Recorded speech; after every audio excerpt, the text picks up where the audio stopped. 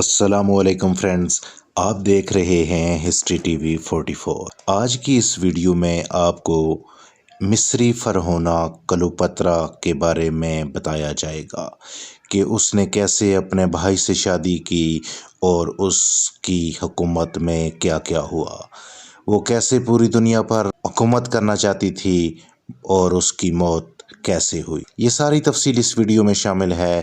اس سے پہلے کہ ویڈیو سٹارٹ کروں، آپ سب سے ریکویسٹ ہے کہ چینل کو سبسکرائب کر دیں اور بیل کے آئیکن کو دبا کر آل نوٹیفیکیشن آن کر لیں تاکہ میری نئی آنے والی ویڈیوز آپ تک پہنچ سکیں۔ تو آئیے سٹارٹ کرتے ہیں یہ انٹرسٹنگ ویڈیو۔ کلوپترا مصر کی وہ شہرۂ آفاق فرعون ملکہ تھی جس کے ہوش ربا حسن اور قیامت خیز جوانی نے سلطنت روم کے نامور جرنیلوں کو خاک و خون میں رنگ کر عظیم الشان سلطنتوں کو ہمیشہ کے لیے صفحہ ہستی سے مٹا دیا۔ قدرت نے اسے دلکش حسن اور جادوئی شخصیت سے نوازا تھا، لیکن افسوس کہ وہ اس حسن کی قیمت وصول کرتے ہوئے خود نیلامی کی سولی پر چڑھ کر ایک ناقابل فراموش داستان عشق و بے وفائی بن کر تاریخ میں ہمیشہ کے لیے امر ہو گئی۔ مورخین کے مطابق وہ حسن و چاشنی اور ذہانت کے جادوئی ہتھیاروں سے لیس ایک پراسرار و عیار عورت تھی جو سلطنت روم پر قابض ہونا چاہتی تھی، لیکن تاریخ میں فرعونوں کے کردار اور روایات کے مطالعہ کے بعد کلوپترا کی شخصیت اور انجام کا تجزیہ قدرے مختلف ہے۔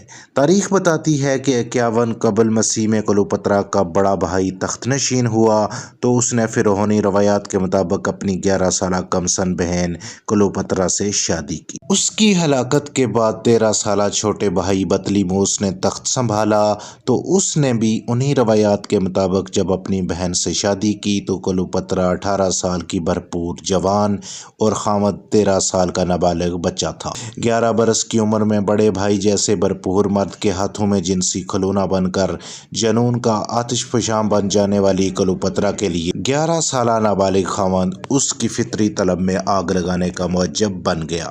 ایک نابالغ خامد کی نااہل رفاقت نے کلوپترا کو جنسی تسکین کے لیے خوب سے خوب مرد کی تلاش میں سرگرداں ایک ایسی جنسی بلی بنا کر رکھ دیا جس نے پھر اپنی موت کو گلے لگانے تک کبھی پیچھے مڑ کر نہیں دیکھا۔ کم سن شاہ بطلیموس کے اقتدار کا دور پرشوب اور امور مملکت پر گرفت انتہائی کمزور تھی، مگر اس نے اپنے درباری امراء کی مدد سے منہ زور بیوی کلوپترا کو مصر چھوڑ کر شام میں پناہ لینے پر مجبور کر دیا۔ بطلیموس کی ہلاکت پر کلوپترا نے خاندان فرعون شاہی کا تخت و تاج سنبھال کر خدائی کے دعوے دار فرعونوں کی روایات کے مطابق خود کو دیوی کہلوانا شروع کر دیا۔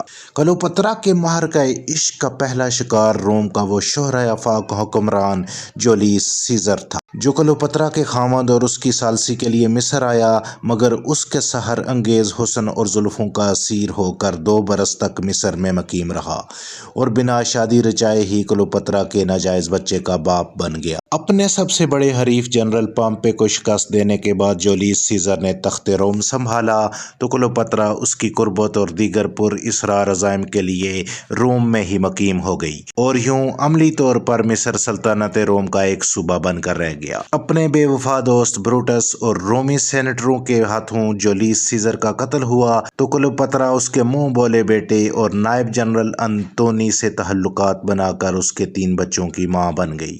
مارک انتونی شاہ اگسٹس کا بہنوئی بھی تھا، لہٰذا کلوپترا اور انتونی کا یہی تعلق دونوں کے درمیان میں جنگ و جدل کے سلسلے کا ایک سبب بنا۔ جنسی ہوس کے لیے مصر سے روم تک بھٹکتی ہوئی کلوپترا کی یہ تیسری اور آخری شادی تھی۔ انتونی نے جنرل آکٹیوین سے شکست کھائی تو کلوپترا میدان جنگ سے فرار ہو کر ایک خفیہ پناہگاہ میں جا چھپی۔ اس دوران میں اس نے انتونی کو شکست دینے والے فاتح جنرل آکٹیوین سے عاشقانہ راہ و رسم بنانے کی بھرپور کوشش کی مگر ناکام ہوئی۔ اس نئی آرزوئے ہوس میں بے مرادی کے بعد اس نے انتونی کے ساتھ بے وفائی کا جو کھیل کھیلا اس کا نتیجہ صرف انتونی کی نہیں بلکہ خود اس کی بھی عبرتناک موت کا سبب ٹھہرا۔ تاریخ کے مطابق اس نے اپنی ایک خادمہ کے ذریعے انتونی تک یہ افواہ پہنچائی کہ کلیوپاترا نے اس کی شکست سے دل برداشتہ ہو کر خودکشی کر لی ہے۔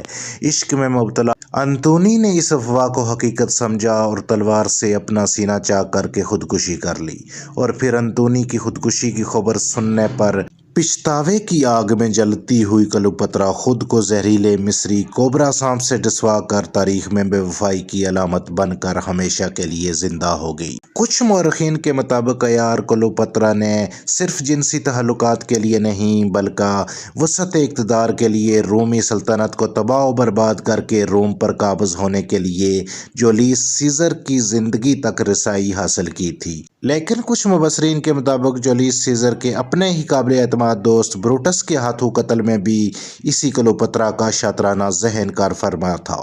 کچھ کے مطابق اس نے اپنے شوہر انتونی کو شکست دینے والے جنرل اکٹیوین تک رسائی حاصل کرنے کے لیے اسی جرنیل کی اماں پر ہی انتونی کو موت کی طرف دھکیلنے کی سازش بھی کی تھی۔ یہ تھی فرینڈز مصر کی سلطنت بطلیموس کی آخری ملکہ، جس نے 51 قبل مسیح سے 30 قبل مسیح تک حکمرانی کی تھی۔ ایک تاریخ ساز عورت تھی۔ 48 قبل مسیح میں اس نے خود سے عمر میں 30 سال بڑے جولیس سیزر کو اپنے دام میں گرفتار کیا اور اس کے بچے کی ماں بنی تھی۔ یہ تھی فرینڈز آج کی معلوماتی ویڈیو۔ اچھی لگی ہے تو کائنڈلی لائک کیجیے گا، شیئر کیجیے گا۔ ملتے ہیں نیکسٹ ویڈیو میں۔ اللہ حافظ۔